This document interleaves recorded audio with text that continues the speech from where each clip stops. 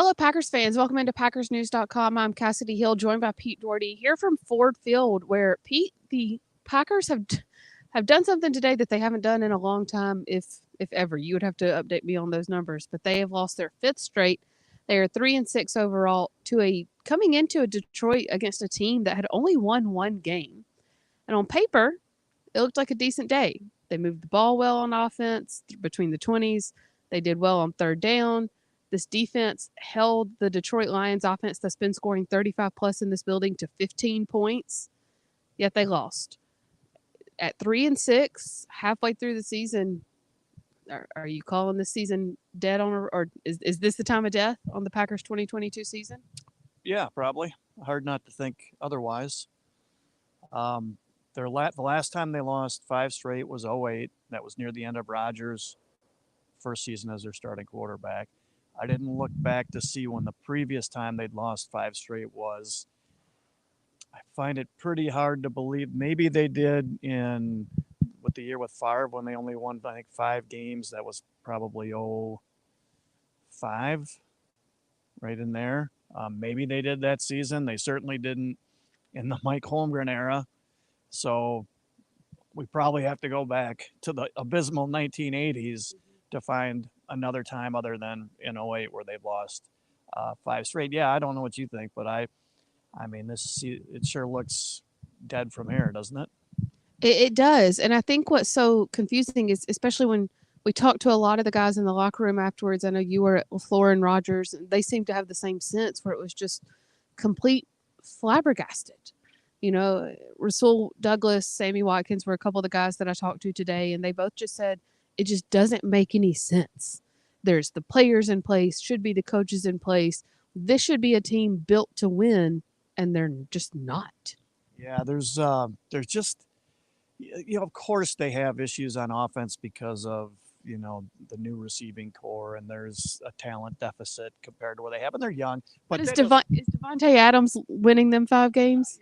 that it does not account for how bad things are going, and there just seems to be just a chemistry issue. This is starting to remind me of 2018, which was when things fell apart for Mike McCarthy. The difference being back then, Aaron Rodgers was still young, and now he's 38.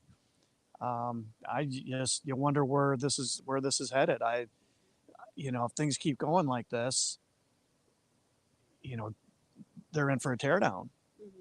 But everybody just signed contract extensions. The head coach, the GM, and the quarterback. So After 3 straight years of winning 13 games, it made sense. yeah, they're falling apart right before our eyes. Now there's always the chance that they could finish strong, and the feelings about how things are going could change. I mean, the postseason, all that stuff is a pipe dream. I'm pretty sure, but there's always a chance. They could start playing better towards the end of the season and feel like they have something going. But Aaron Rodgers has a $59 million guaranteed contract for next year.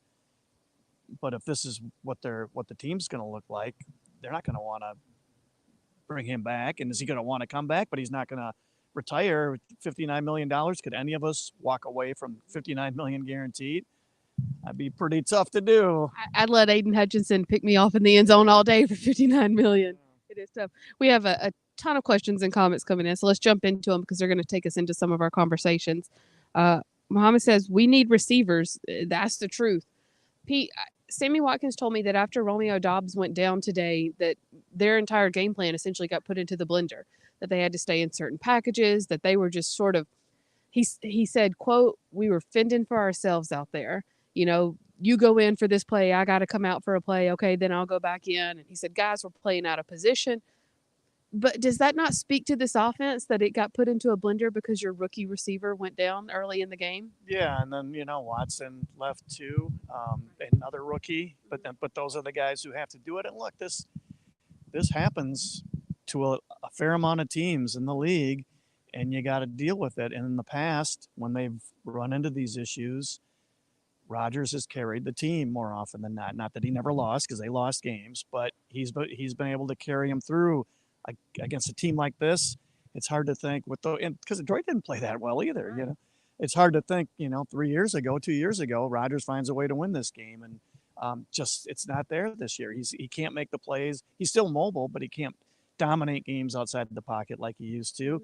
And there's just I don't know if you get the same vibe watching the game that I did, because we haven't had a chance to talk about this, but they're just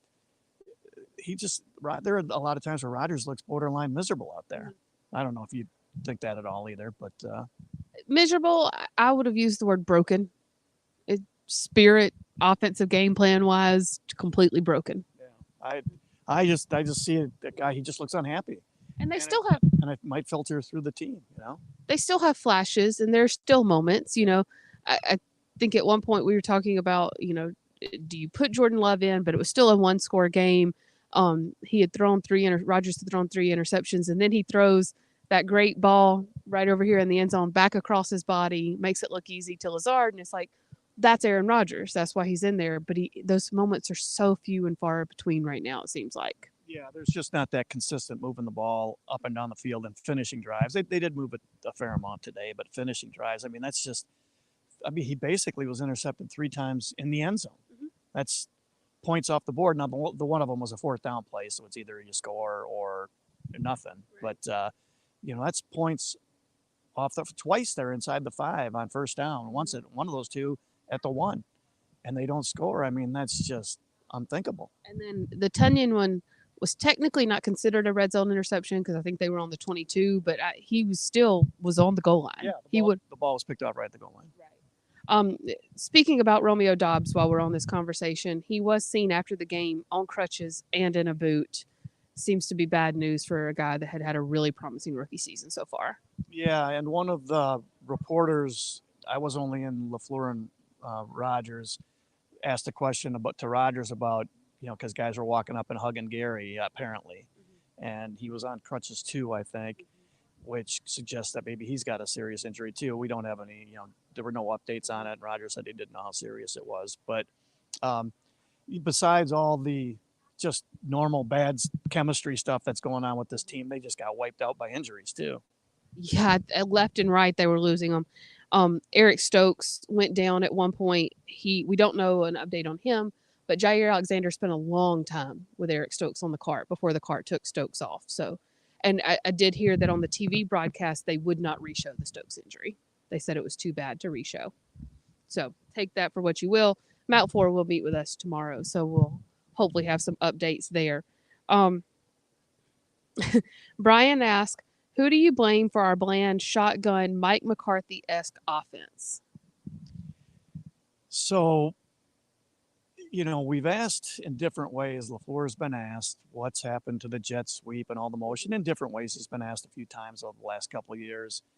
I think we got our answer. I think it was last week or the week before where Rodgers said in one of his press conferences he doesn't like all the motion because he likes to be able to see what the defense is doing, and all the motion interferes with that. So it sure sounds to me like a lot of that stuff has been eliminated because Rodgers doesn't want to do it. Mm-hmm. And so that's why it looks more like the McCarthy offense where there was less motion and more you got to win at the line of scrimmage. The problem is that's kind of what this offense is based on, is all that movement, And we know that LaFleur changed his offense a little bit when he got here to accommodate Rodgers, but taking out motion, that's taking away his entire playbook from him. Is that maybe stilting his play calling? It could be. There's just no chemistry right now at all. Like I don't pick up on the almost open disdain that Rodgers showed at the end of McCarthy's term, where he was just done with that offense and that staff. Yeah, I don't pick up on. He doesn't quite show that. But there's just a big disconnect here, and yeah, the all the problems at receiver and the shortage, sure that matters some, but that does not account for just how abysmal. It's getting worse by the week. And last week seemed like they might have turned at least a small corner, and then today very rarely used Aaron Jones. Do you have a book? I do. What is Aaron Jones' final numbers?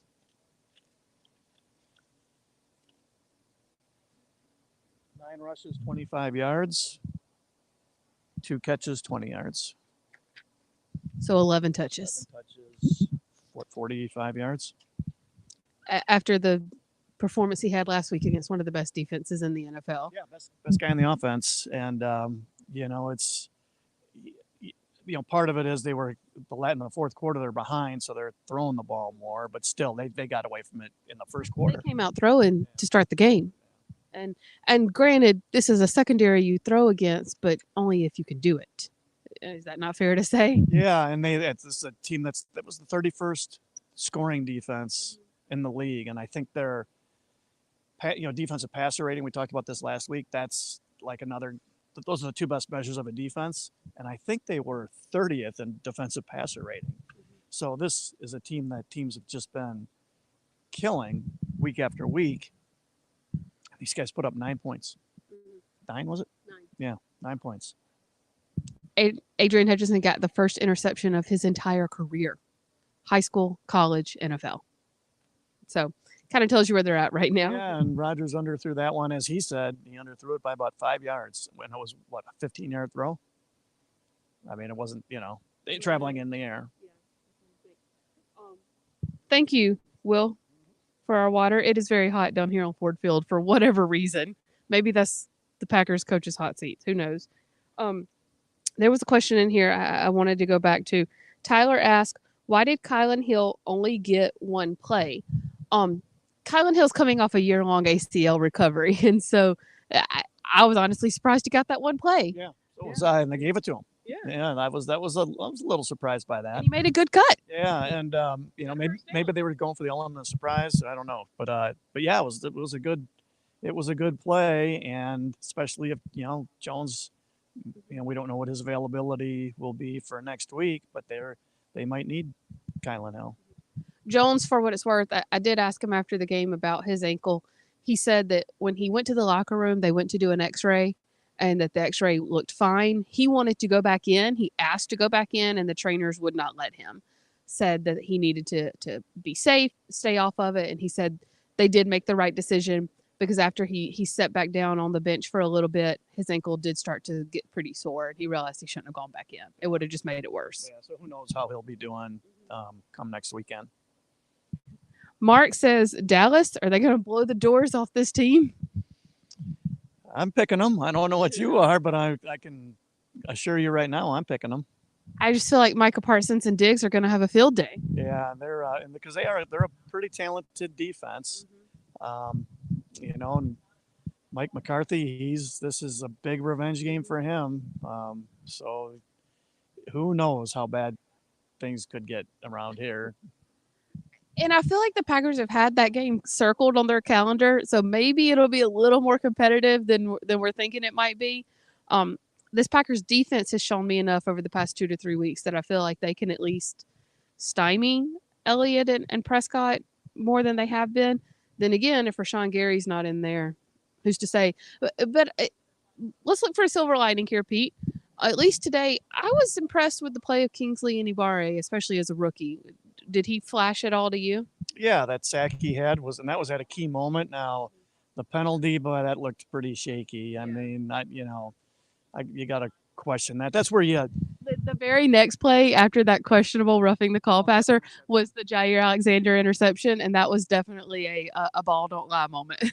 Yes, Carver moment. So, he's their number 3 outside linebacker, and deservedly so. I mean, there's a guy who, since the start of camp to halfway through the season, has improved a fair amount, which is what you're looking for from rookies and a later pick like him. Our friend Eric asked, Pete and Kassidy, at any point can you see them making a quarterback change? At any point, I mean, you never know. Week 15 or whatever, 16. I just, they're paying this guy $50 million a year. Unless he's got some kind of injury as an excuse, I just find it really hard to believe. But part of them has to, at some point, they're going to want to see what they got in Love in actual real games.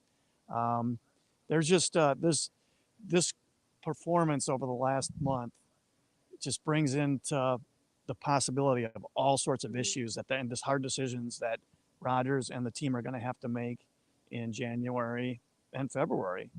And, these are things to consider because this coming April is a pretty decent little quarterback class. So do you not want to see what you, like you said, to your point, do you not want to see what you have in Jordan Love with when you're going to be sitting there with what looks like might be a pretty decent first round pick? Yeah, Right now they're number 8. yeah, right, and they can end up moving up, and so then quarterback would be on the table if you're picking up there. Although, given how the Packers have drafted in the past, I'm sure they'll use that top 10 pick on what, an outside linebacker. Well, I mean, they would probably save it for some impact position, but quarterback would have to be on the table unless they're just sure that they have something in Love. But if they were that sure about Love, I would think they would have looked to trade Rodgers last spring. Um, Robert asked, "What did you think of O line today? There was a lot of moving parts with David Bakhtiari coming in and out of the game." Looking back, not bad. Every time I didn't look a lot, but every time I looked at Zach Tom, probably 3 or 4 times he was blocking this guy on a pass block.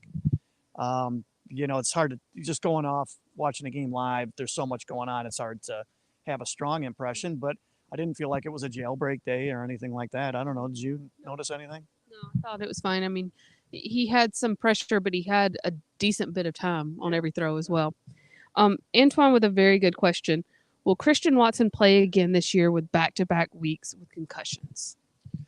Again this year, yeah, I would think so. Unless every once in a while, guys get an injury like that and they'll miss, they'll miss 2 months. It's not very often. But if he's that hurt that bad, if it's that bad, then it's career threatening if he can't play for the rest of the season. But I suspect we're not gonna he didn't even miss a game with this, or did he miss one game? He did not. No, he did not. The concussion. Right. He left on the first drive of Buffalo with the concussion, and then he played today. It would be really, really surprising if he doesn't miss at least one game, and it could be a couple or more. With that in mind, I mean, especially given the focus that the NFL has put back on concussions this year with Tua Tagovailoa, you expect him to at least miss one. And given the short turnaround to Tennessee, could he miss 2? Yeah, especially, you're right with that that Thursday night game. If you're just, kind of playing the odds, what do you think is going to happen without knowing?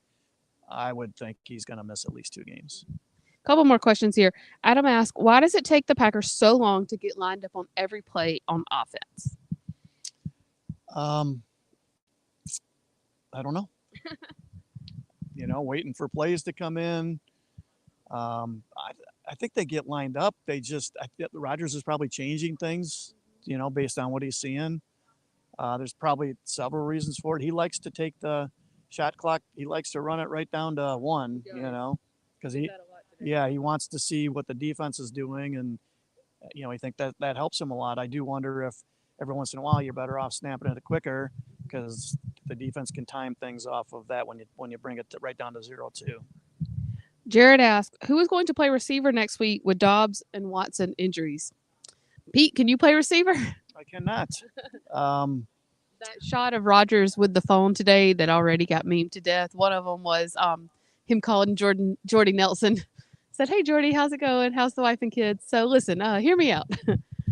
Toure will play a lot, right? And every time that they've had him out there, he's really flashed. He's doing okay. I think on that one downfield catch, you just can't get greedy. You take the catch, you go to the ground, just stay down. Don't risk getting the ball stripped from you. That's just a rookie mistake. And if he's a quick learner, you won't see that again. Based on what Rodgers said about his turnaround from training camp to now, I would think he is. I'm trying to do the math in my head. Could Randall Cobb come back this week? Let's see. He missed. He got hurt in one of those back-to-back home games, Jets or Patriots. So that means he's missed this week. Bills. I'd have to look it up. This might have been his 4th game. I'm not sure. And he's got to miss 4 minimum. Commanders. We've had 3 straight road trips. And then who did they? It wasn't the Bears before that, was it? No. This is either his 3rd or 4th week. Yeah. So we'd have to look that. But again, because of the short turnaround, if that's the case, he might not be back for Tennessee either. I need to go back and look at the calendar. So don't quote me on the Randall Cobbs thing. But it's close. He's coming back soon. Yeah. Can he come in and save this offense? I mean, yeah, of course not. He's not a dominant player at the age he is now. He was never a dominant player, but he used to be a very good one. But no, there's just a chemistry issue going on, and I don't know if it gets solved or not. Yeah. And there were a couple of plays too to Alan Lazard today where it seemed like, he was in the right place. Do you put some of those drops? There was one overturned. There was a touchdown that was missed before the one that he caught. Do you put that on Lazard not making the right adjustments, Rogers not putting it in the right place, just lack of chemistry maybe between the two of them? Well, I mean, the one you got to call a drop, right? That was overturned. He had the ball in his hands. He's got to hold on to that to the ground. So you call that a drop. I mean, that happens in the league, and those are things that they've always generally had a good chance of overcoming. And right now they just don't. Even like those. I think back to those. I want to rewatch the last three plays, but they just look like, or four plays, I guess. At least two or three of those throws just look like kind of hope and prayer plays. Just taking a shot at the end zone. There was enough time left, and they had a timeout or left, didn't they? So they could have. They didn't have to go to the end zone. They could have thrown shorter, and Rodgers, for whatever reason, threw those balls up, and it almost felt like the deep shot that he took to Adams last year at the end of the playoff game. It just felt like it was what the heck, let's just give it a shot. And they didn't need to do that. They could have gotten a first down, called timeout, gotten closer, gotten a new set of downs. There was enough time, and with a timeout left, they had options. And I did ask Sammy Watkins about that last play in particular because it looks like it was supposed to go to him. He said, I know what he told me to do. I don't know what he told everyone else to do. So seemed to think that there was a miscommunication there, but he doesn't know if it was his part, Roger's part, someone else's part. He said, and that's when he went back to, we were just kind of all on the fly. Everyone was playing in a weird spot.